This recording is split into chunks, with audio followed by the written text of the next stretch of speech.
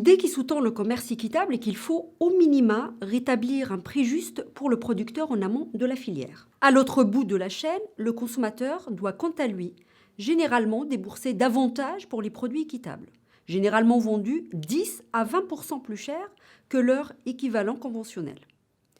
Peut-on maintenant supposer que le consommateur, s'il adhère au principe du commerce équitable, alors il considérera comme juste le prix qu'il paye pour le produit fini?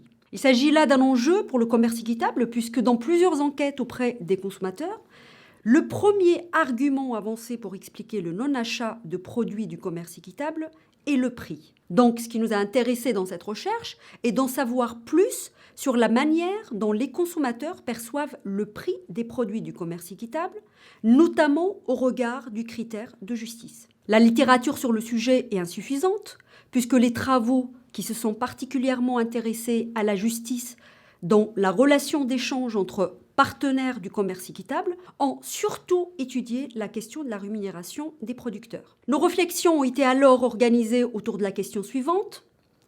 Sur quels principes les consommateurs des produits équitables s'appuient-ils pour déterminer si le prix qu'ils payent pour les produits du commerce équitable est un prix juste ou injuste? Pour apporter une réponse à cette question, une étude qualitative a été conduite à Strasbourg et à Nice auprès d'un échantillon de consommateurs de café. Les résultats obtenus ont permis notamment de préciser les perceptions de la justice liées au prix. On peut évoquer 4 points en lien avec la théorie du fairness.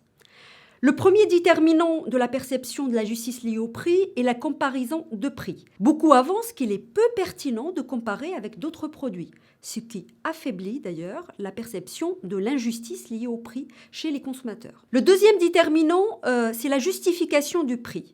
Là, on a un élément important, voire même fondamental, dans la perception de la justice liée au prix. Le troisième déterminant de la perception liée à l'injustice liée au prix est l'analyse des coûts et des profits. Le commerce équitable a été associé à une politique de prix qui permet de rétablir l'équilibre des pouvoirs entre les différents acteurs de la filière et de mieux distribuer les marges. Dans ce cadre, les consommateurs estiment important, par exemple, de réduire le nombre d'intermédiaires.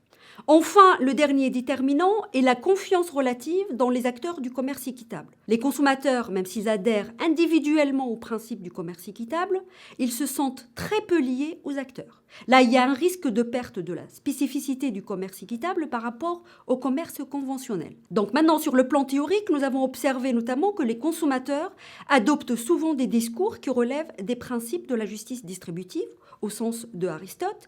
Reprenant les principes du commerce équitable à leur compte, ils se considèrent souvent explicitement comme constituant le maillon final d'une filière sur laquelle ils portent un jugement en termes de répartition des marges. Cette analyse de la façon dont les bénéfices et les coûts sont partagés entre deux parties est conforme au principe de la théorie de la justice distributive ou encore à la théorie de l'équité.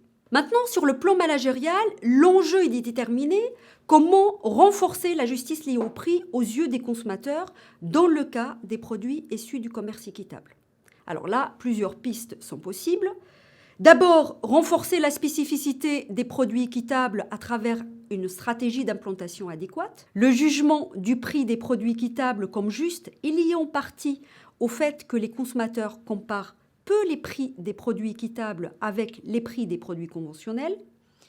Il serait donc préférable que les distributeurs type grande et moyenne surface aident à renforcer l'univers particulier associé à ces produits, ce qui renvoie à la question de l'implantation des produits du commerce équitable. Deuxième solution possible, c'est de convaincre les consommateurs que les produits des commerces équitables présentent aussi un bénéfice pour eux-mêmes.